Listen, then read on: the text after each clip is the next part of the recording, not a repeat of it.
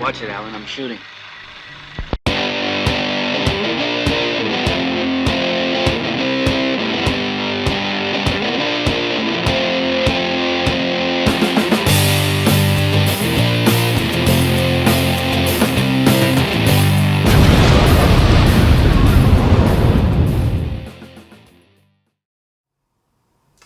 Hello all out there in YouTube, and welcome back to my channel. Please excuse my voice. I've just gotten over a cold, but my voice is still kind of fucked up, so I'm going to apologize ahead of time. This is what you're going to have to deal with for this video. Very sorry about that. Hopefully we'll get through it soon, but I still wanted to get a video out to you guys, so we're going to struggle through this. Also, as you can see, I am not in my typical location. We are at Stella's house. Here she is. Tell Stella she's a good girl.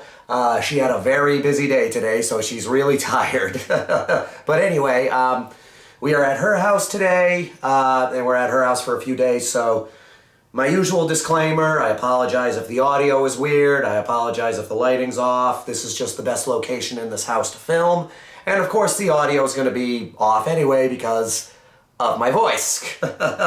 So because of this cold, I just wanted to do an easier video for this week, but I still wanted to do something on the fun side. So I thought, what the hell, we're going to do a top 10 list. It's going to be a very simple top 10 list.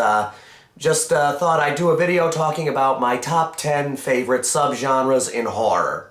Just a simple little idea to do while I'm recovering, but anyway, so this probably isn't going to do any good for my voice, but I'm doing this anyway because I wanted to make a video. Anyway, we all have our favorite subgenres regardless of whatever genre we're a fan of, you know, action, comedy, horror, obviously. Though there are the genres that we gravitate to. We can love every genre. We can be a fan of every subgenre in the horror genre, but we still have those genres that we gravitate to a little more, the ones that we would consider our favorites. And there are a lot of subgenres in horror. I've always said that horror is one of the most dynamic genres out there, and dynamic, I mean you can mix so many other genres with horror. Like, you can have romantic horror, you can have dramatic horror, horror comedies are obviously, action horror, sci-fi horror. There are just so many different subgenres in horror, and I just thought it would be fun to talk about my top 10 favorite subgenres. Now, a few things to get out of the way before we get into it. I do love the horror genre as a whole.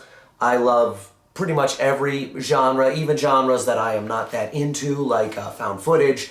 There are still movies in that genre that I genuinely love. And I can get enjoyment out of every subgenre in horror. And there are movies that would be on my list of favorite horror movies that are in subgenres that would not make the top 10 list. Like, for example, I do like ghost movies and haunted house movies, but they're not necessarily... haunted house and ghost movies isn't necessarily my favorite genre, but movies like The Shining and Guillermo del Toro's The Devil's Backbone, I would definitely put on a list of my favorite horror movies.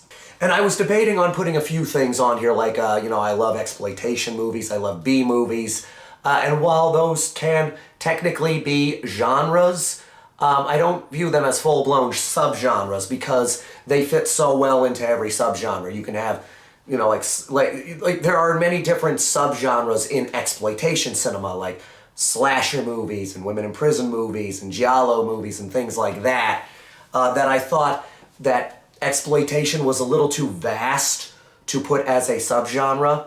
And B movies, that's, you know, like I love B movies, and that's kind of the same thing. You know, it's such a vast genre that so many subgenres can fit in B movies, so I decided not to put it as a subgenre. But I do obviously love exploitation movies and B movies. Same thing goes for supernatural horror movies. Now, while supernatural horror is definitely a subgenre in the horror genre, I didn't want to put it on this list because of how vast it is and how many different subgenres are in the subgenre of supernatural horror. You know, like, The Exorcist, American Werewolf in London, and In the Mouth of Madness can all be considered supernatural horror movies, but they're also fitting in their own subgenres as well. So, like, supernatural horror is just such a vast subgenre that I didn't feel right putting it in my top 10 favorite subgenres. There are definitely subgenres you're going to find in here that could fit in supernatural horror. And I have a few categories here that I'm calling honorable mentions, not necessarily because they would not be some of my favorite movies, but I didn't think they really counted as subgenres, so to speak. You know, like foreign horror movies. I love Italian horror movies, I love Asian horror movies, French horror movies, German horror movies. I love horror movies from all over the world. And I almost put like Italian horror and Japanese horror and stuff like that on this list, but in the end I decided not to because those aren't really subgenres, those are just different countries. Those are just movies from different countries. Like if I were to make a list of my top 10 or top 20 or 50 favorite horror or whatever, if I were to make a list of my favorite horror movies, I would have stuff like Maniac and Jaws in the same category as something like Audition and The Beyond. Same thing goes for shot-on-video horror movies and micro-budget horror movies. That was another category where I almost gave that a subgenre category that made it onto this list. But in the end, I decided not to because you all know I love to support micro-budget movies and stuff like that, and shot-on-video movies and micro-budget movies I feel are real movies, and I think they deserve to, like me personally, I think they deserve to be categorized with bigger budget movies because in my mind they're all real movies, just with various budgets. And of course, the usual disclaimer that YouTubers have to make, which is sad. This is just my personal taste. If it doesn't match with your personal taste, that is not a personal attack on you or anybody. Someone's taste in movies has literally no effect on your life one way or the other. So there's no reason to get upset about it. But there is nothing wrong with civil disagreements, civil arguments, and civil debate. I am all for that. So I just don't understand people getting angry that someone's personal taste in movies doesn't match up with their own. Because like I said, it literally doesn't affect you one way or another. So, after that long introduction, let's get into my top 10 favorite subgenres with this raspy voice. So, oh wow, that was bad. Anyway, let's get into it. At number 10, we have horror comedies.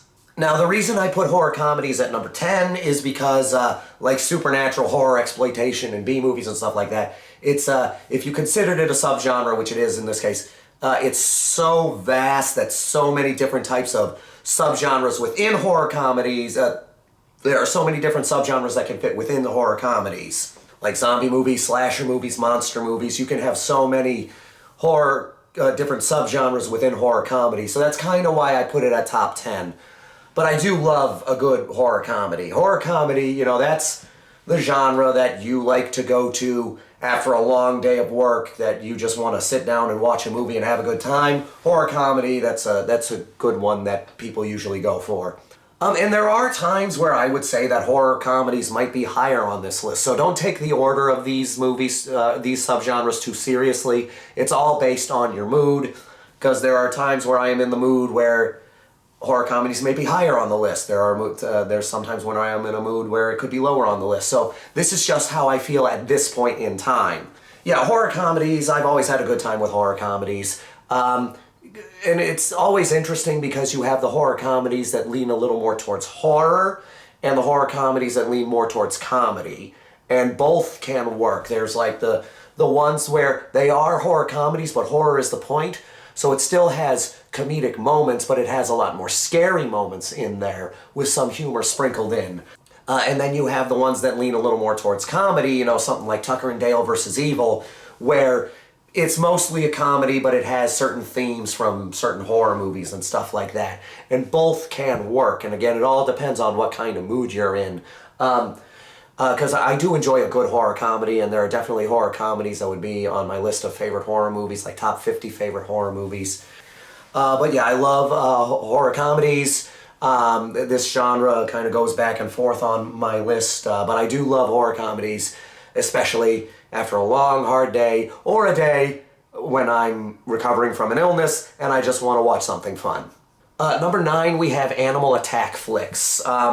If you've been on my channel, you knew animal attack flicks was going to make it somewhere on this list, because I am very honest that animal attack flicks and killer animal movies, that's my comfort genre. You know, I mentioned it before, like when I have a long, hard day of work and I just want to sit down, watch a movie, and just have a good time, I usually go with an animal attack flick. I don't know what it is, you know, there's just entertainment and watching people get eaten.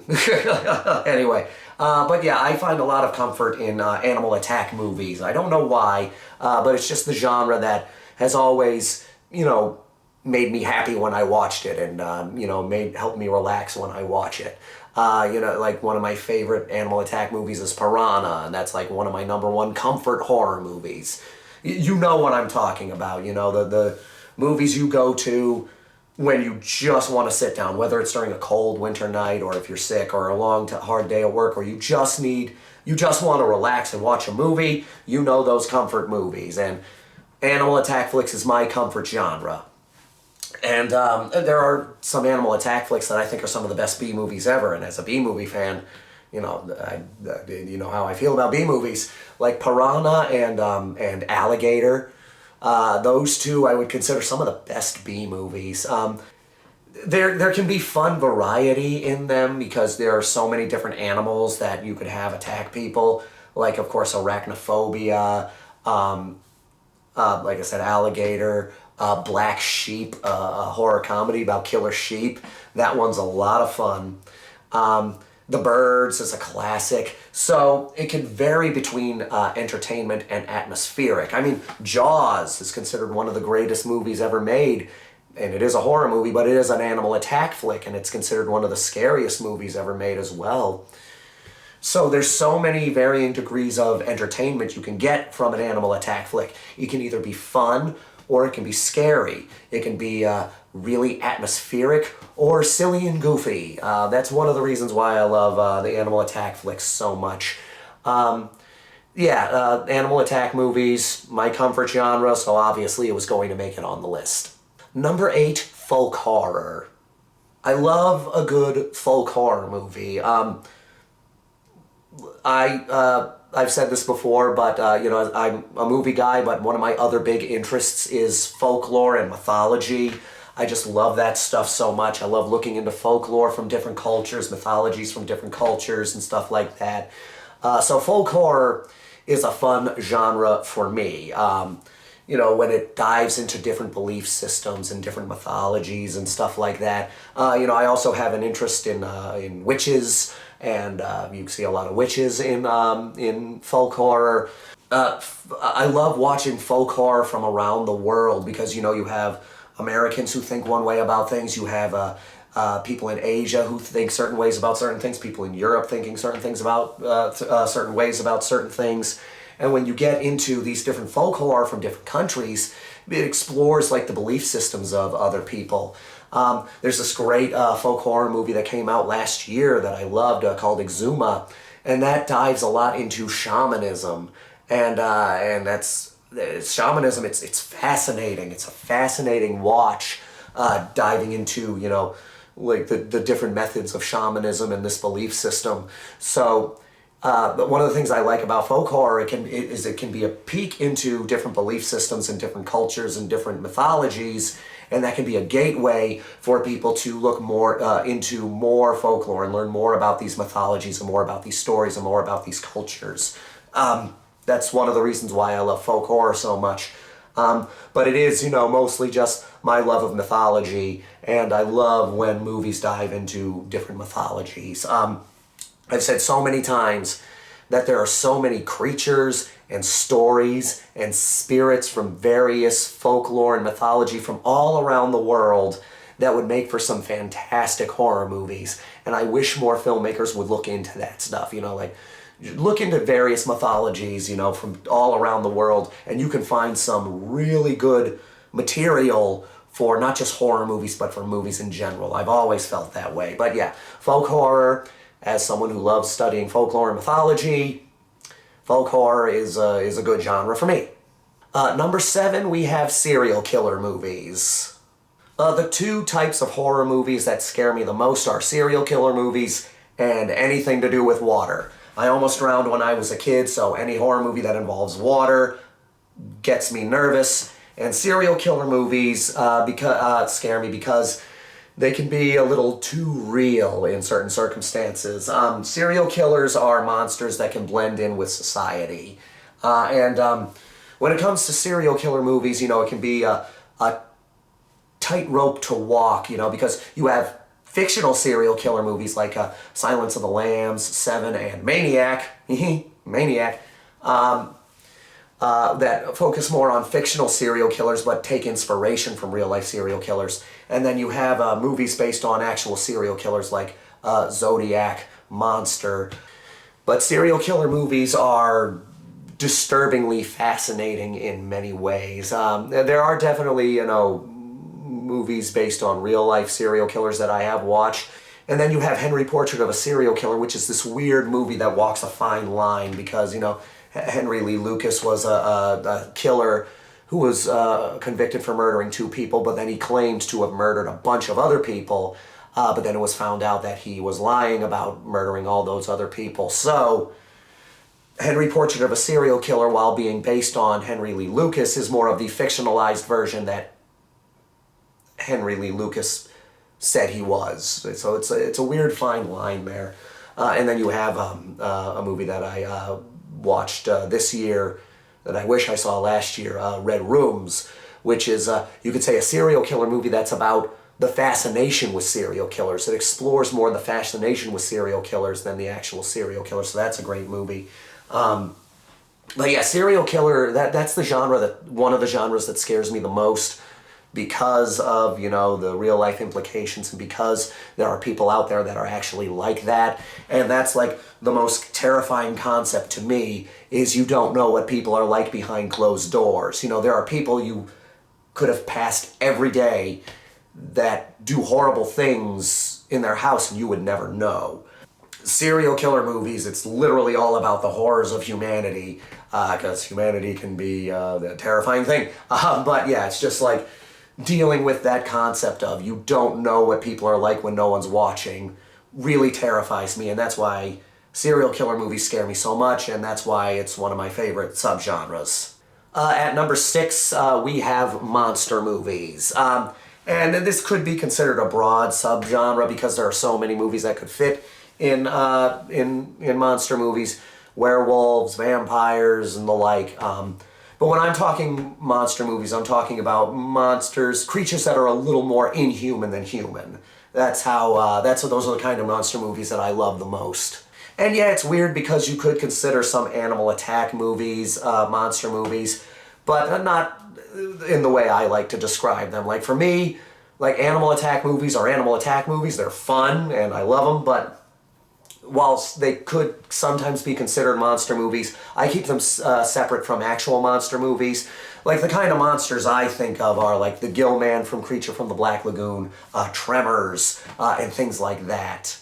I have always been a monster fan. I was always all about monsters when I was growing up. When I was a kid, I loved drawing monsters and stuff like that, drawing scary stuff and stuff like that. My parents were worried about me for a while. But anyway, I've always had this fascination with monsters. I was fascinated by cryptozoology, and I still have a fascination with cryptozoology today.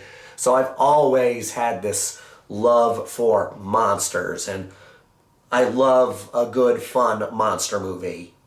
And I've always loved the creativity of the designs of various monsters. Now, I always like to talk about how I love simplicity in movies. There are always exceptions. There are definitely more complex movies that I love, of course, but I am a big fan of simplicity, and I've always felt that there's an artistry to simplicity. And for me, that also goes with creating a design for your monster. And again, there are exceptions to what I'm about to say. I don't speak in absolutes when it comes to movies. But like for me, I think that some of the best monster designs are the simpler ideas. I think when you have a simpler monster design, it can make your monster scary. But when you have a more complex monster design, it can be more cool than scary. And while I do like a cool design, if I'm watching a movie where I want the monster to be scary, I think simpler is better, and I would rather my monster be scary than cool. That's why some of my favorite monster designs are something like Pumpkinhead. That is a very simple design, and it's a great practical effects design. Very creepy, very well done, very realistic. Some of the best practical effects in a movie. The Blob, that's a very simple design. It's just this massive blob of digestive slime, and that's terrifying to me. But of course, there are definitely more complex designs that I love. Like you could say the Xenomorph from the Alien franchise. While that is a more complex design, and that design is scary, so it is an exception to my rule of simplicity being better. That's why I say I always think there's exceptions. I've always loved monster movies ever since I was a kid, and when I watch a good monster movie, it brings out the kid in me. So yeah, I'm always going to love monster movies. I'm always going to have a soft spot for monster movies. So yep, that's who I am. At number 5, we have cannibal movies. Now, cannibal movies, this is, you can go various different ways in that. You have like jungle cannibal movies like Cannibal Holocaust, Cannibal Ferox, stuff like that. You have like the, I guess you could call Silence of the Lambs a cannibal movie, even though it only really has one cannibal in it. You have something like The Hills Have Eyes and Texas Chainsaw Massacre. Those could be considered cannibal movies. But I do enjoy a good cannibal movie. I've always had this morbid fascination with cannibalism because it's considered like the ultimate taboo. You know, it's like there are so many horrible things you can do to another person, but the idea of a human being eating another human being is something that's considered so egregious that whenever anybody hears about it, they're just like, it just blows their mind. They can't, that in many people's mind, that's like the ultimate form of savagery, at least in so-called civilized societies. Yeah, but it's just such a horrifying concept, the thought of a person eating another person. It's so gruesome, so grueling, and so gory, and you can choose to go the more suggested route with it, or you can choose to go the more graphic route with it. And regardless of which way you go, the concept is always gruesome. I recently saw this movie, I talked about it in my last video, I think, Cannibal Mukbang, which is this interesting cannibal romance movie. It's a love story with cannibalism, and it's fascinating and very well done. But yeah, when it comes to cannibalism, you can choose to go the supernatural route, like something like Ravenous, or you can choose to go the more realistic route, like something like Cannibal Holocaust. I do love a good cannibal movie. They may not be everybody's taste, and yes, I am intending the pun. But yeah, I've always had this morbid curiosity with cannibalism, and I love a good cannibal movie. At number 4, we have slasher movies.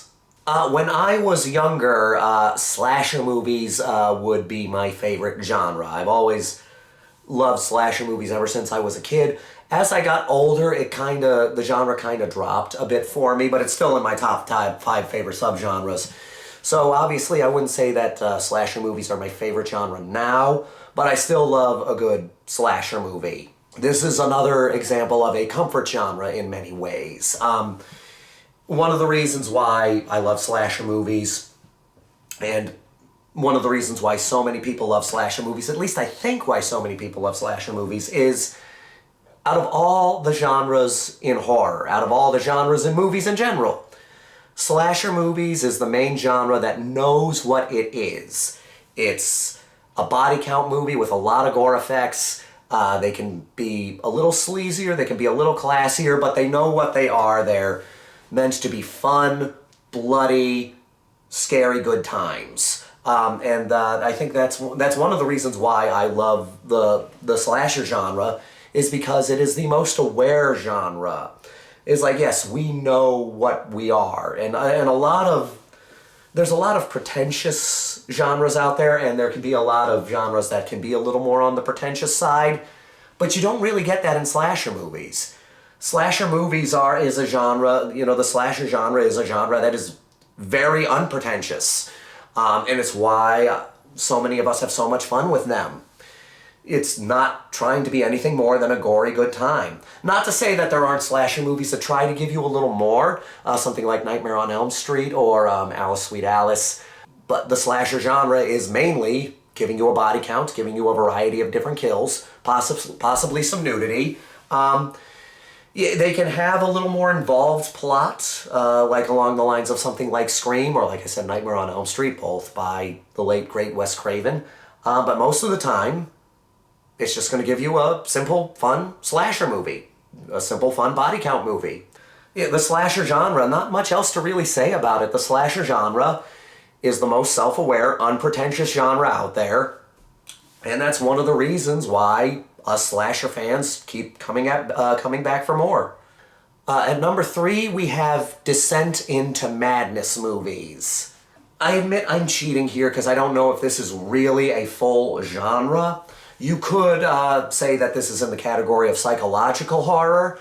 And I do love psychological horror movies, don't get me wrong. I love a good psychological horror.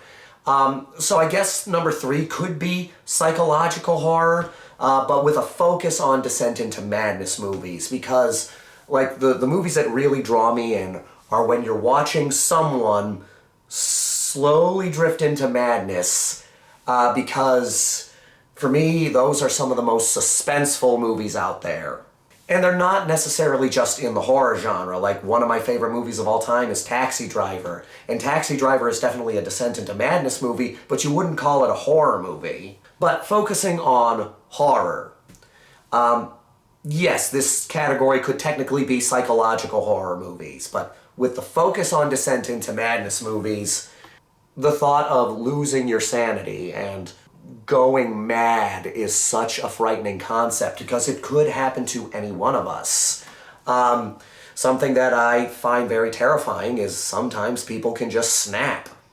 And that's even worse nowadays. With the internet, people can go down rabbit holes that really can mess with their psyche. It's really frightening when you think about it. So, descent into madness movies are so terrifying to me and so suspenseful to me. And they're one of the most tragic genres in horror for me, because you're watching this person losing their mind and you know something bad is going to happen. It's not a question of if it's going to happen, it's a question of when it's going to happen and what they're going to do.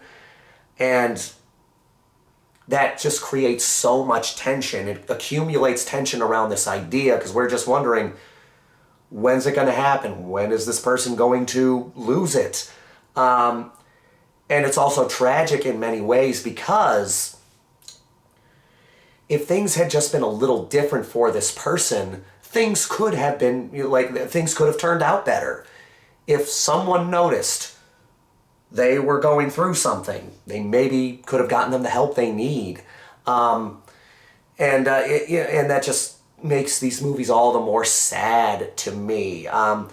Because in various movies, yes, the person going insane, you could definitely say they are a bad guy in many ways. They're doing bad things. But at the same time, you can't help but feel sorry for them because it's just like, yeah, it's not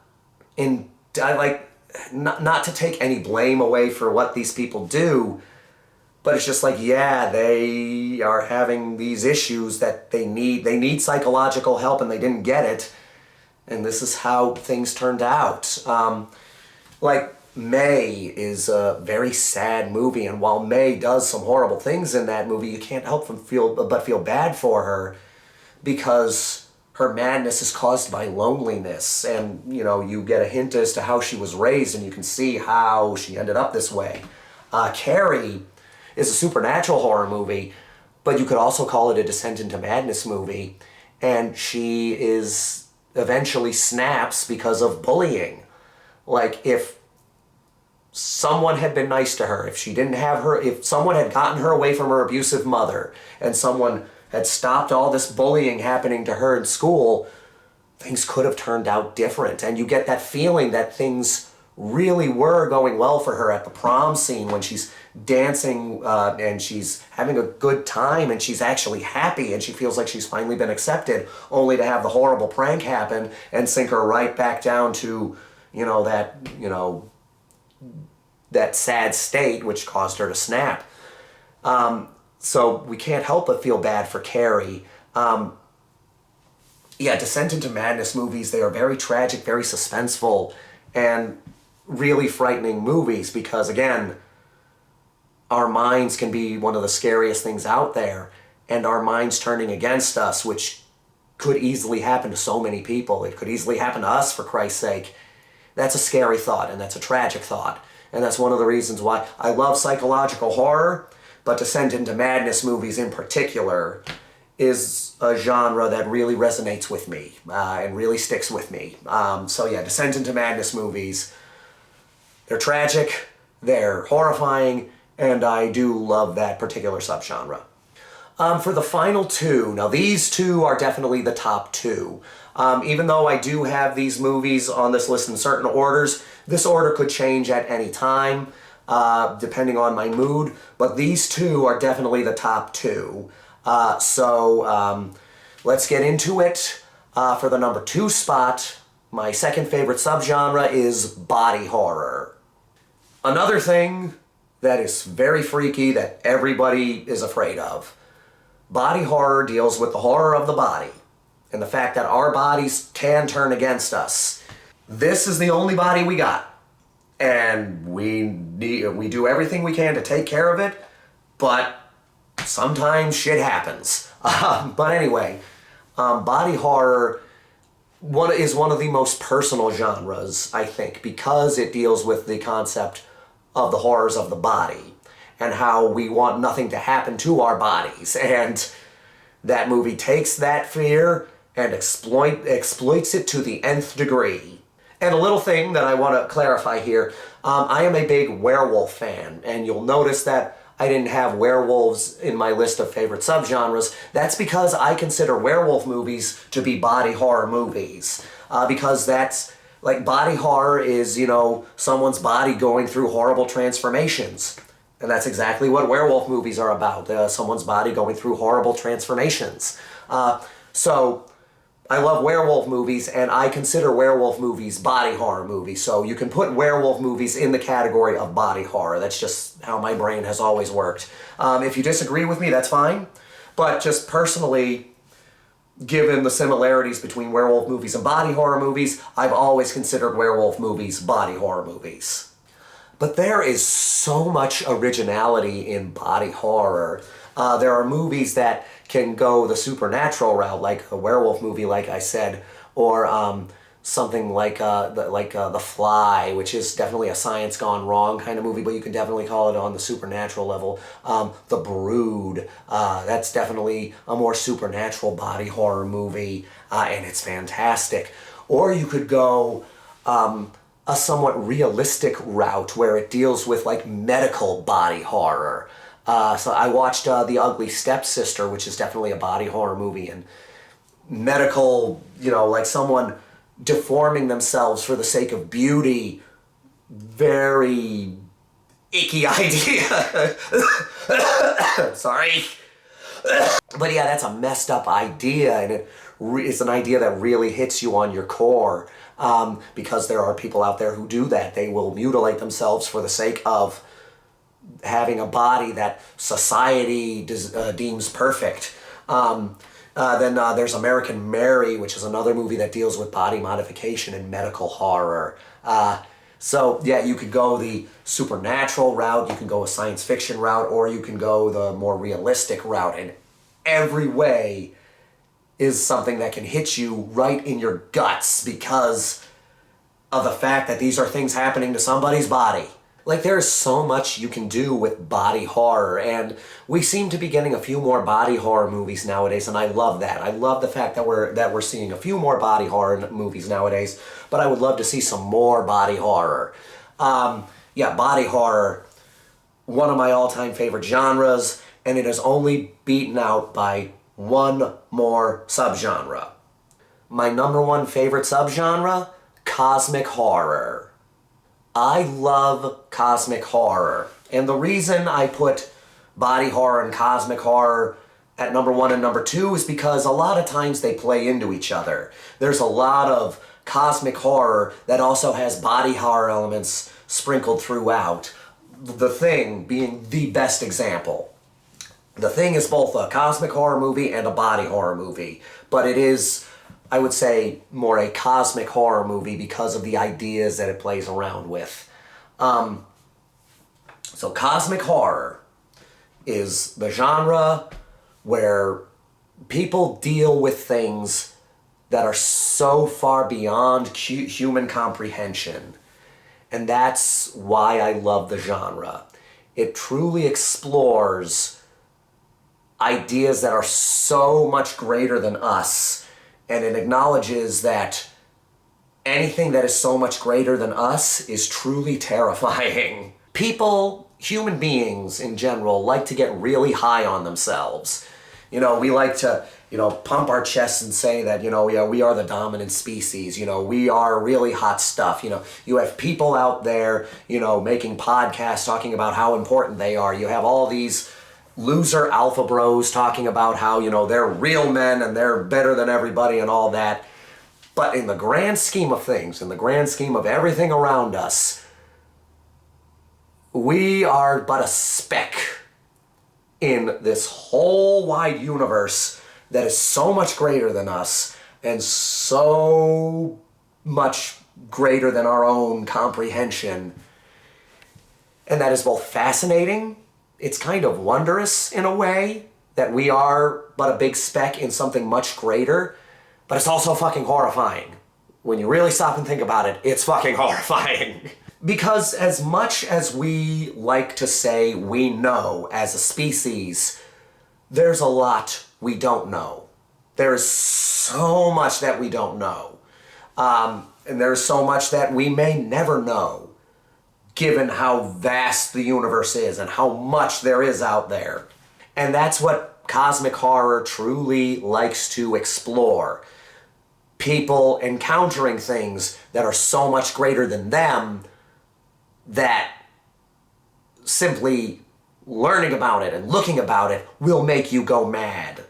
Whether you believe in science or you believe in spirituality and stuff like that, whatever is out there, if there are more intelligent beings out there, they are so much greater than us that we are but ants to them. That sounds really pretentious and that is cliched, but you really think about it, that is so frightening. And that really is what cosmic horror is about. The horrors of our insignificance in many ways.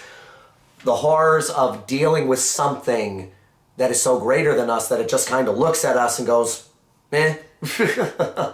It's like, there are so many different great cosmic horror movies, like The Thing. The Thing in The Thing is a microscopic organism that whatever it touches, it can replicate genetically. And it's not really, while it is the villain of the movie, in the creature's mind, it probably isn't really the villain. It's just doing what it always does to survive. Invasion of the Body Snatchers, that's a cosmic horror movie, both the 1950s version, the 1978 version, and there are other versions out there, of course, but for me, those two are the best. These pods that come from outer space and basically absorb a person and create a replica of them. And again, they're just doing it because that's what they do. There's no concept of, oh, these are human beings. The only concept of is like, oh, this is something I can take over. In the Mouth of Madness, one of my favorite John Carpenter movies, one of his most underrated works that's starting to get more appreciation. You just have this author that gets in touch with these great old ones, these elder beings that basically give him the ability to control reality. And the world, when he writes his book, the world just becomes victims to these mysterious old ones. And they don't think much about us. We are just there and they're just doing their thing. I love when horror movies take average, ordinary, everyday people and throw them into an impossible situation.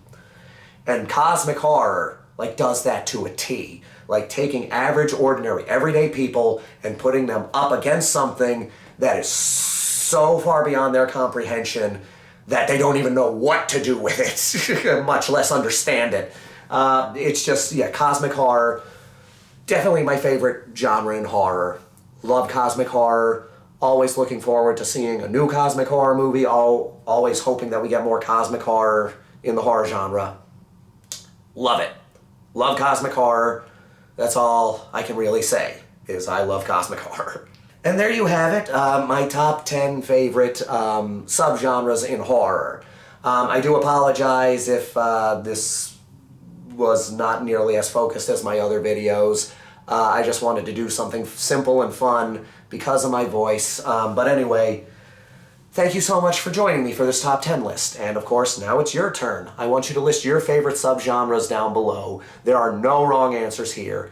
Whatever your favorite subgenre of horror is, put it down below. If you love it, tell me why you love it so much. But yeah, we'll see how my voice is doing next week. Hopefully we are getting better. I am pretty much over my cold. It's just this and some slight coughing every now and again that I gotta deal with. But anyway, hopefully we will get back to some better, more focused videos with a better voice next week. Thank you all so much for joining me. Thank you all so much for continuing to support this channel. It does truly mean a lot to me that you take time out of your day to watch my little videos, whether my voice is good or not. I truly, truly appreciate it. Thank you so much. But yeah, on that note, thank you all so much for watching. And until next time, this is the Maniac here to remind you that the grindhouse will never die.